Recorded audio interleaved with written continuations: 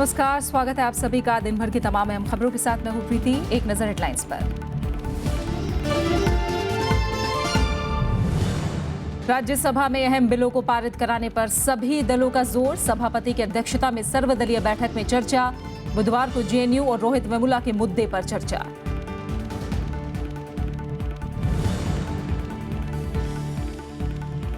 हरियाणा में आरक्षण आंदोलन से तनाव बरकरार। झज्जर, सोनीपत समेत 5 जिलों में कर्फ्यू। 800 से ज्यादा ट्रेनें रद्द। मुख्यमंत्री ने की शांति की अपील।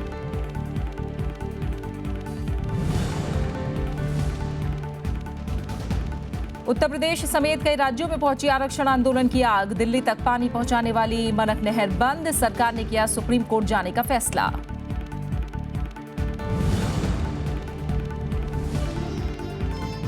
कांग्रेस अध्यक्ष और उपाध्यक्ष नेशनल हेराल्ड मामले में बड़ी राहत। पटियाला हाउस से मिली हाजिरी में स्थायी छूट। सुब्रमण्यम स्वामी को नहीं मिलेंगे दस्तावेज।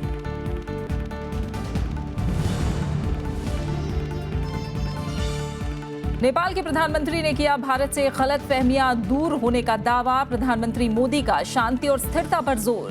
दोनों देशों के बीच 9 अहम समझौतों पर हस्ताक्षर।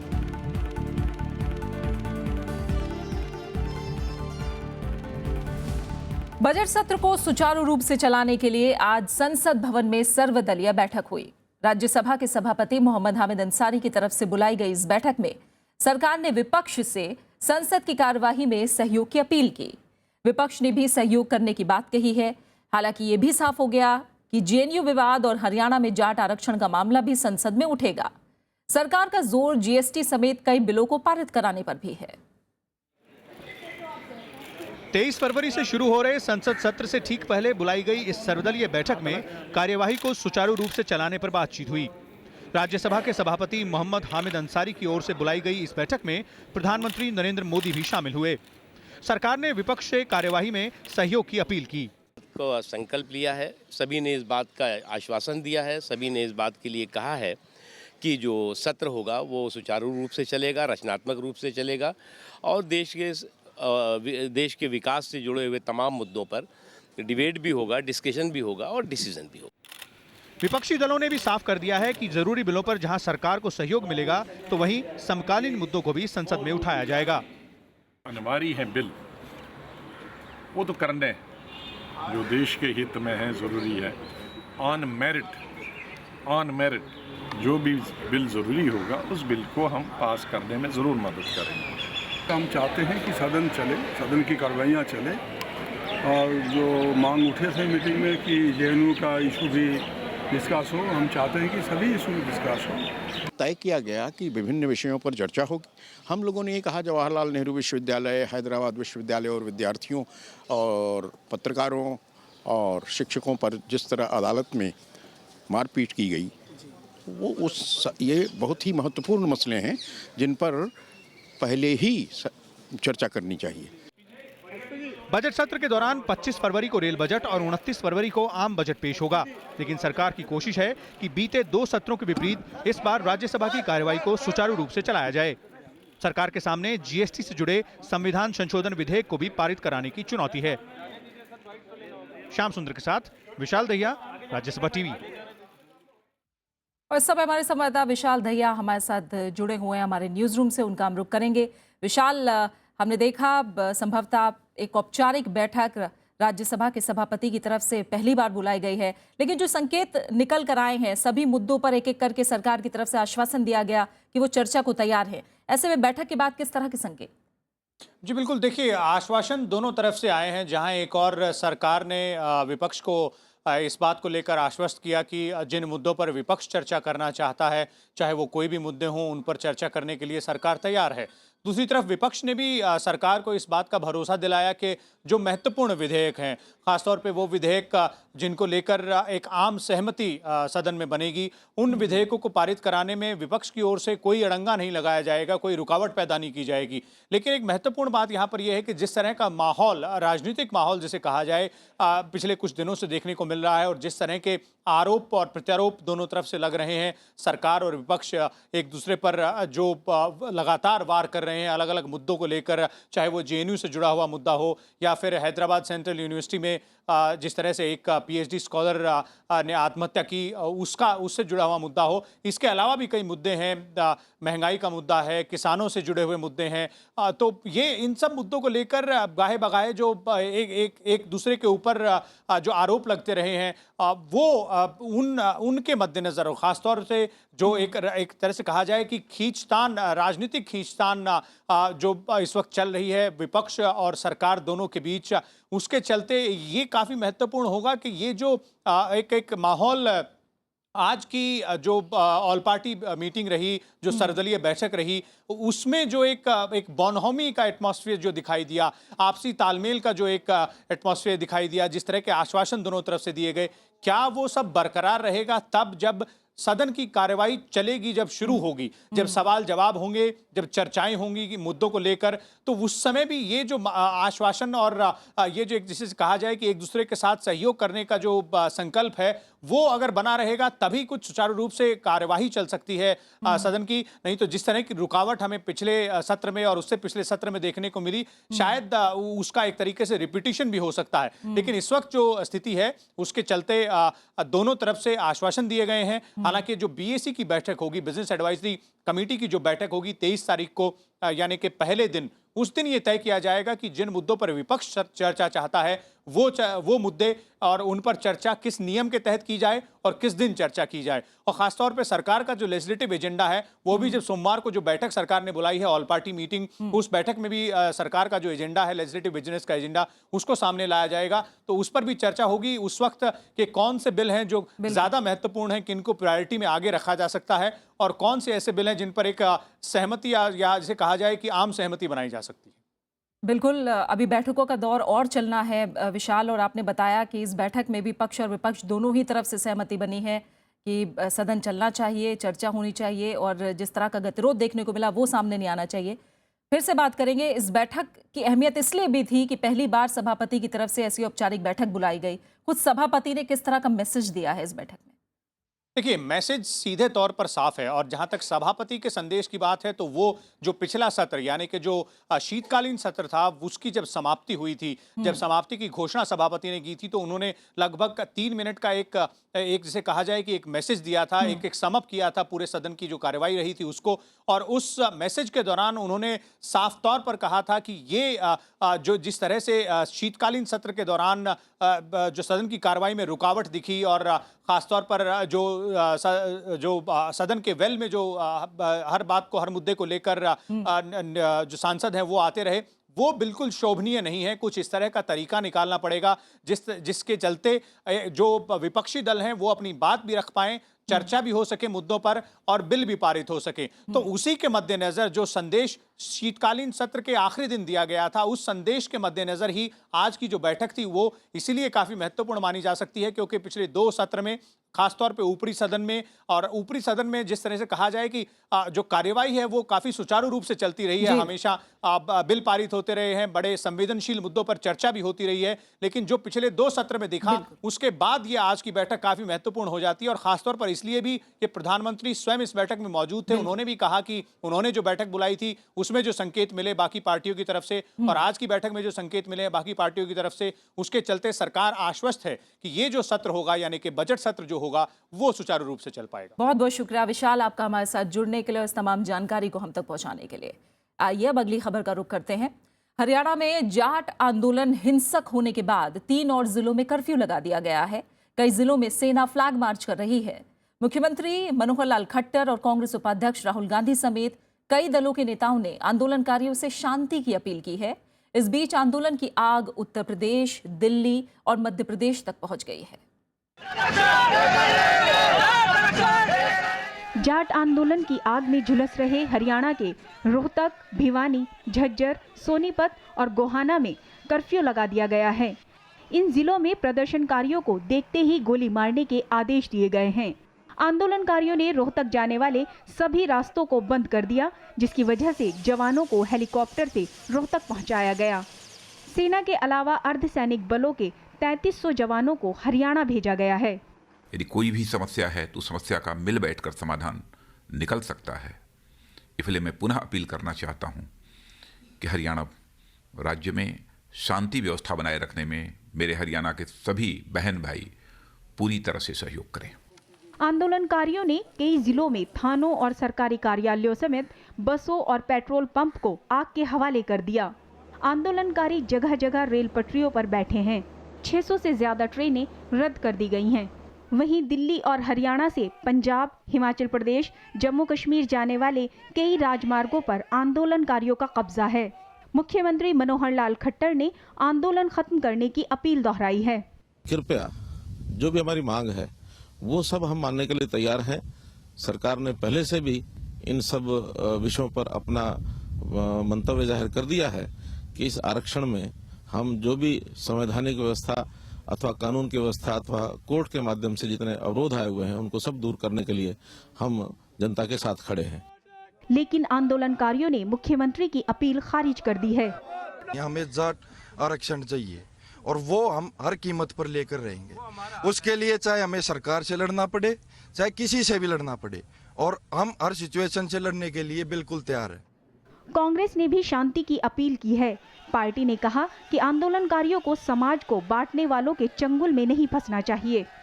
मेरा प्रदर्शनकारियों से, सभी आंदोलनकारियों से और सभी से अपील है कि वो कुछ ताकतें जो ताकतें समाज का ताना बाना तोड़ना चाहते हैं, भाईचारा तोड़ना चाहते हैं, उनके चंगुल में न आए। बीजेपी ने सांसद राजकुमार सैनी को कारण बताओ नोटिस दिया है। सैनी ने जाट आरक्षण के खिलाफ आपत्तिजनक बयानबाजी की थी। वहीं बीजेपी के जाट नेताओं ने पार्टी के राष्ट्रीय अध्यक्ष अमित शाह से मुलाकात की। जाटों के लिए आरक्षण की प्रक्रिया होनी चाहिए। हमें यह आश्वस्त किया गया है कि आप अपने समाज के सभी जो लोग आरक्षण के पक्षधर हैं या हमसे बात करना चाहते हैं उनको हम आमंत्रित करते हैं। जाट आरक्षण की आग उत्तर प्रदेश भी पहुंच गई है। शामली में जाट समुदाय के लोगों ने प्रदर्शन किया और सड़क जाम की। दिल्ली में डासना चौक और पीरागढ़ी चौक को भी आंदोलनकारियों ने जाम कर दिया। Bureau report, Rajya Sabha TV. और समय हमारे साथ रोहतक से जुड़े हैं स्थानीय पत्रकार अरुण शर्मा, उनका हम रुख करेंगे। अरुण, हम देख रहे हैं कई जगह कर्फ्यू बेअसर है और जो आंदोलन का असर है वो और ज्यादा विकराल होता जा रहा है। स्थिति कैसी है रोहतक में फिलहाल?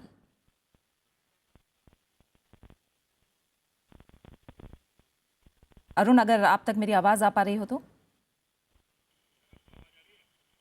रोहतक के स्थानीय पत्रकार से हम जानने की कोशिश करेंगे फिलहाल स्थिति कैसी है।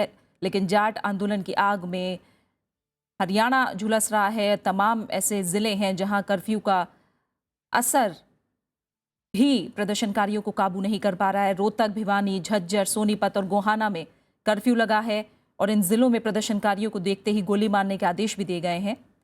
आंदोलनकारियों ने रोहतक जाने वाले सभी रास्तों को बंद कर दिया है, जिस वजह से जवानों को हेलीकॉप्टर से रोहतक पहुंचाया गया। क्या हालात है फिलहाल वहाँ? स्थानीय पत्रकार अरुण शर्मा हमारे साथ जुड़े हैं रोहतक से। अरुण, फिलहाल क्या ताज़ा हालात हैं? हम देख रहे हैं कर्फ्यू भी बेअसर साबित हो रहा है। प्रीति जी, मैं आपको बता देना चाहता हूँ कि फिलहाल अभी प्रदेश में शांति का माहौल बनाए हुए हैं। उपद्रवियों की बात करी जाए तो इस वक्त यहाँ पर कुछ भी ऐसा देखने को नहीं मिल रहा है जिससे मतलब प्रशासन कोई हरकत करे। अगर बात करें अब से 2 घंटे पहले की तो माहौल काफी गर्म था और उपद्रवियों में काफी आक्रोश था, जिसके चलते उन्होंने रोहतक में स्थित वीटा मिल्क प्लांट में आग लगाई थी। वो आग अब अगर बात करें तो उस आग ने अब आपसे काफी भयंकर रूप ले लिया है, जिसके चलते पूरे प्रदेश में गैस रिसाव की आशंका जताई गई है और प्रशासन ने सभी लोगों से अनुरोध करा आसपास के लोगों से कि वो अपना घर खाली कर दे। और पूरी बात करी जाए आसपास के एरियो में मिलिट्री तैनात कर दी गई है रोहतक के कुछ पोस्ट एरियो में। और बात करें अगर अभी फिलहाल सियासत की तो अभी लेटेस्ट अपडेट मैं आपको बता देना चाहता हूँ प्रीति जी की भूपेंद्र सिंह हुड्डा जो कि पूर्व सीएम थे, उन्होंने कल से भूख हड़ताल पर बैठने का निर्णय लिया है। उन्होंने कहा है कि कल से वो जंतर मंतर पर भूख हड़ताल करेंगे। बिल्कुल जी। अरुण, बहुत बहुत शुक्रिया फिलहाल इस अपडेट को हम तक पहुंचाने के लिए आपका। जाट आंदोलन की वजह से दिल्ली में पानी की आपूर्ति घटनी शुरू हो गई है। अगर दिल्ली की प्यास बुझाने वाली मुनक नहर नहीं खोली गई तो हाहाकार मच सकता है। सोनीपत के पास आंदोलनकारियों ने इस नहर को बंद कर दिया है। सोनीपत में जाट आंदोलनकारियों का गुस्सा मूनक नहर पर भी उतरा। दिल्ली तक पानी पहुंचाने वाली इस नहर को प्रदर्शनकारियों ने बंद कर दिया है। इससे दिल्ली के 9 में से 7 वाटर ट्रीटमेंट प्लांट में आपूर्ति घट गई है। सबसे ज्यादा वजीराबाद और चंद्रावल वाटर ट्रीटमेंट प्लांट पर असर पड़ा है। दिल्ली सरकार ने सुप्रीम कोर्ट जाने का फैसला भी किया है। कल का दिन तो तब भी पानी की कमी रहेगी। अगर अभी हमारे मुनक कैनाल के गेट आज शाम तक खुलते भी हैं तब भी कल पानी का संकट थोड़ी कमी जरूर रहेगी। क्या मुनक पे आप लोग जाएंगे? सरकार के कोई अधिकारी आप खुद जाएंगे? एक बार वहाँ पर स्थिति कैसी है, क्योंकि अभी ये हरियाणा सरकार वहाँ पर संभाल रही है और किसी भी और व्यक्ति के जाने से स्थिति और बिगड़ने का भी अंदेशा है। एक बार स्थिति ठीक होती है तो गेट खुलवाने के लिए जितनी मदद चाहिए होगी, जो भी मशीनरी चाहिए होगी, वो हम लोग जरूर देंगे। अगर स्थिति नहीं सुधरी तो पानी आपूर्ति में 60% तक कटौती होगी। इनमें राष्ट्रपति भवन, प्रधानमंत्री कार्यालय, उपराष्ट्रपति आवास, संसद भवन, चाणक्यपुरी और एनडीएमसी और पुरानी दिल्ली के इलाके शामिल हैं। सरकार ने संकट से बचने के लिए पानी आपूर्ति में कटौती शुरू भी कर दी है। अनु दीवान, राज्यसभा टीवी। और ब्रेक के उस पार तमाम अहम खबरें जारी रहेंगी, आप बने रहिए हमारे साथ।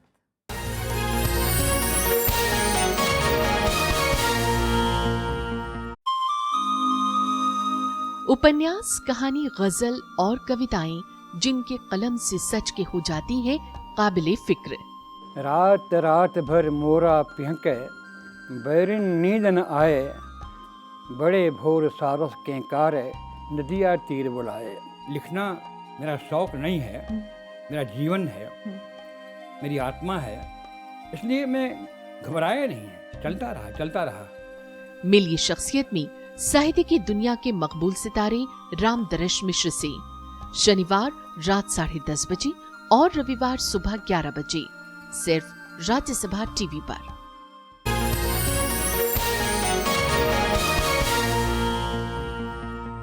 जम्मू कश्मीर में पंपोर इलाके में आतंकियों ने सुरक्षा बलों की बस पर हमला कर दिया। इसके बाद से ही जवानों और आतंकवादियों के बीच गोलीबारी चल रही है। इसमें सीआरपीएफ के 2 जवान शहीद हुए हैं और 10 जवान जख्मी हुए हैं। ये हमला जम्मू श्रीनगर राजमार्ग पर हुआ है, जिसके पास ही उद्यमिता विकास संस्थान की इमारत है। सेना की जवाबी कार्रवाई के दौरान एक आतंकी छुपने के लिए इस इमारत में घुस गया। उस वक्त इमारत में 100 से ज्यादा छात्र और करीब 50 कर्मचारी मौजूद थे। सुरक्षा बलों ने सभी लोगों को सुरक्षित बाहर निकाल लिया है।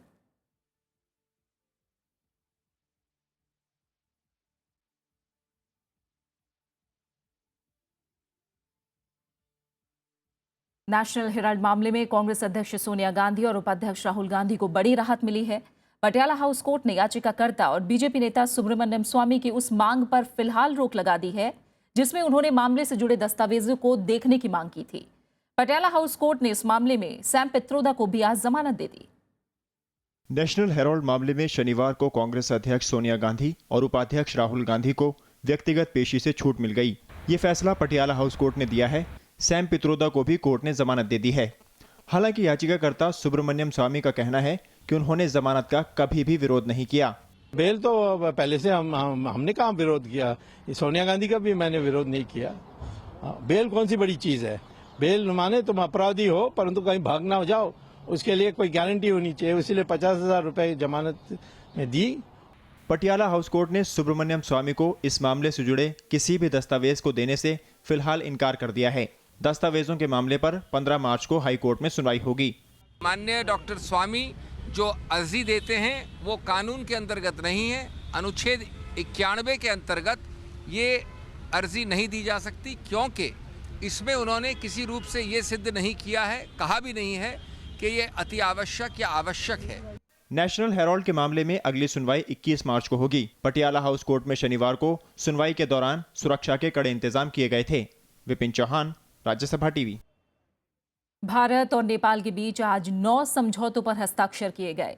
इसके तहत भारत नेपाल को भूकंप पुनर्निर्माण के साथ सड़क और रेल संपर्क निर्माण में सहयोग देगा। 6 दिनों के भारत दौरे पर आए नेपाल के प्रधानमंत्री केपी शर्मा ओली ने भारत के साथ संबंधों को सुधारने पर सबसे ज्यादा जोर दिया है। प्रधानमंत्री नरेंद्र मोदी ने भी नेपाल में शांति और स्थिरता के लिए सहयोग का वादा किया है।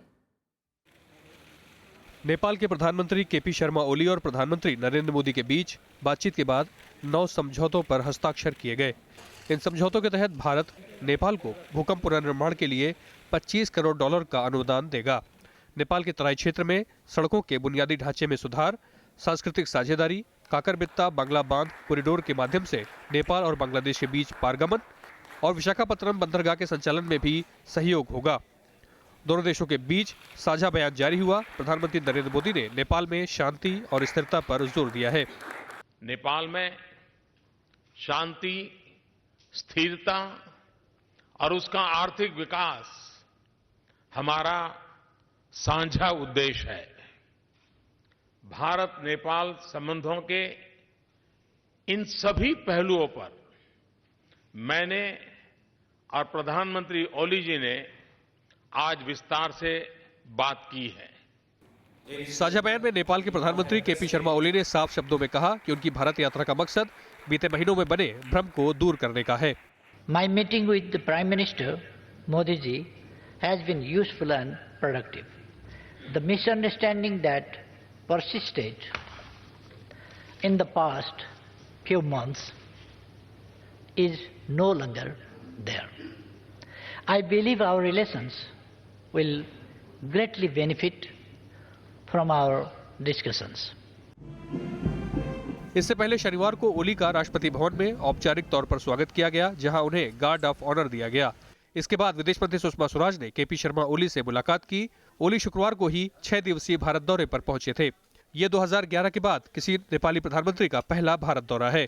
प्रधानमंत्री केपी शर्मा ओली गुजरात के भुज जाकर भूकंप के पुनर्निर्माण में भारत के अनुभवों को भी समझेंगे। अब जरूरी यह है कि प्रधानमंत्री ओली नेपाल जाकर अपनी मधेसी जनता को यह आश्वस्त करें कि उन्हें नेपाल में समान नागरिक का दर्जा दिया जाएगा और वे सारी सुविधाएं दी जाएगी जो किसी भी सामान्य नेपाली नागरिक को मिलेंगी। इससे विकास का रास्ता प्रशस्त होगा और भारत के साथ मित्रता भी मजबूत होगी।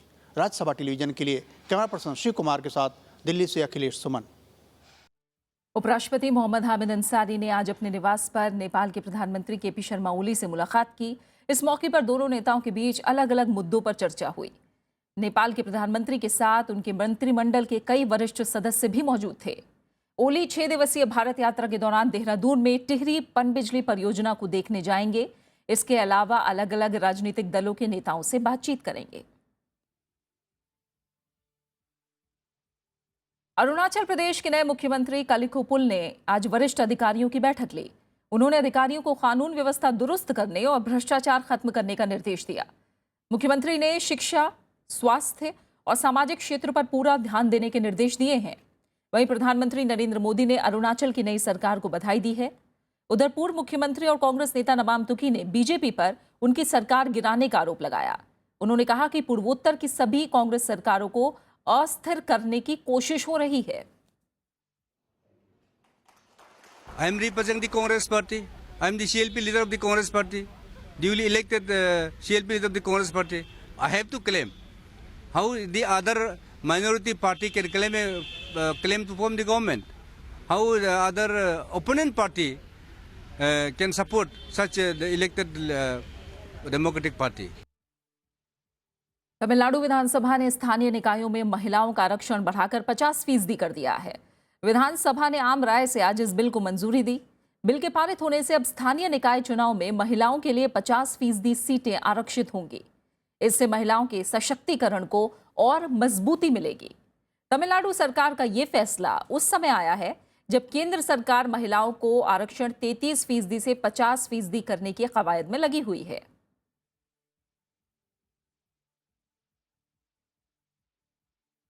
पाकिस्तानी नौसेना ने पिछले 48 घंटों में 88 भारतीय मछुआरों को पकड़ा है। मछुआरों की 16 नौकाएं भी जब्त की गई हैं। इन सभी पर अंतर्राष्ट्रीय जल सीमा के उल्लंघन का आरोप है। शुक्रवार को खबर आई थी कि गुजरात तट पर जखाऊ बंदरगाह के पास तड़के ही कम से कम 40 मछुआरों को गिरफ्तार किया गया और उनकी 7 नाव को जब्त कर लिया गया। उसी वक्त कहा जा रहा था कि गिरफ्तार किए गए मछुआरों की संख्या बढ़ सकती है। अनुमान लगाया जा रहा है कि शायद मछुआरे घने कोहरे की वजह से सीमा रेखा को पार कर गए थे।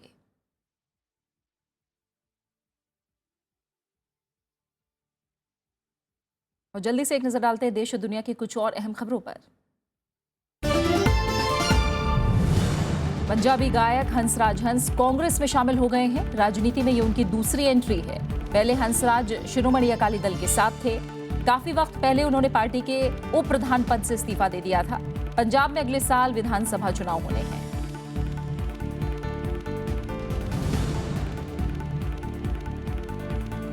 अलीगढ़ की एक पंचायत ने 18 साल से कम उम्र की लड़कियों के मोबाइल फोन इस्तेमाल करने पर बैन लगाने का फरमान सुनाया है। अगर कोई लड़की मोबाइल फोन का इस्तेमाल करती है तो उसे 8 दिन तक शारीरिक दंड दिया जाएगा।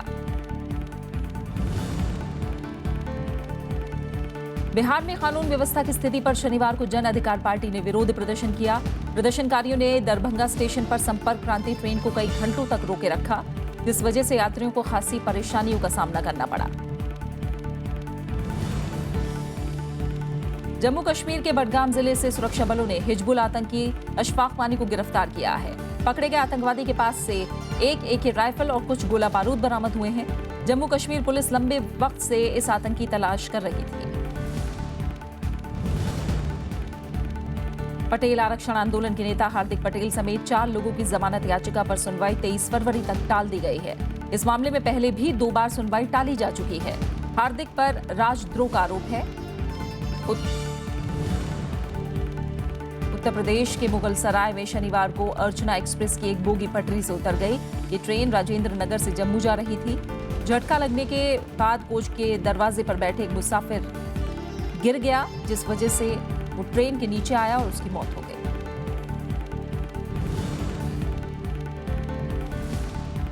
शनिवार सुबह मुंबई पुणे एक्सप्रेसवे पर एक तेल टैंकर पलट गया, जिस वजह से रास्ते में कई किलोमीटर लंबा जाम लग गया। पुलिस ने जाम खत्म करने के लिए ट्रैफिक को पुराने हाईवे की तरफ डाइवर्ट कर दिया, जिसके चलते लोगों को काफी परेशानियों का सामना करना पड़ा।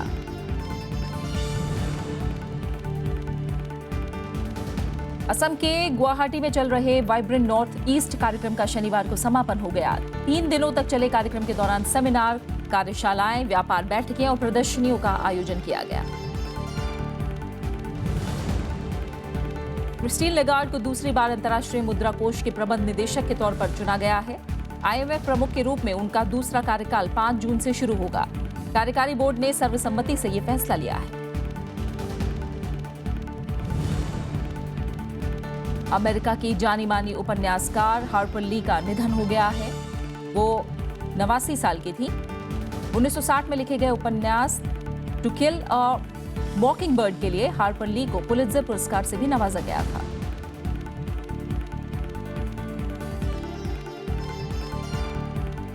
और इसके साथ फिलहाल इस बुलेटिन में इतना ही। नमस्कार।